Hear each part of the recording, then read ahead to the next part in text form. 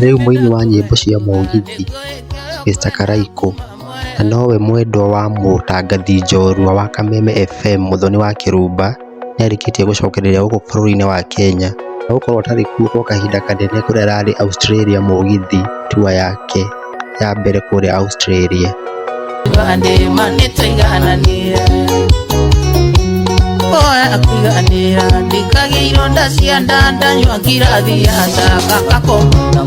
Kaĩ mwendwa wake Mother Hen kana Mrs Karaiko nĩ ũrĩa warĩa makenete mũno thutha wa kũmũmũicũrũrũkia thikũ icio ciothe. Arokire gũkĩra tene mũno thaa 8 cia ũtukũ gũthiĩ kũmũgĩra airport. Tainai haha ũrĩa e mũthaka epambĩte kũnjipamba akĩgĩra sweetheart wake Karaiko Master. We aramũmicĩte we thikũ icio ciothe ma atekũmuona. Rĩu haha e ngari-inĩ yake agĩthiĩ kũmũgĩra airport. Mrs Karaiko, Mother Hen.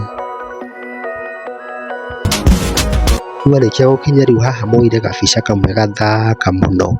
Na tamũrona haha Mr Karaiko amũreheire ira iheo.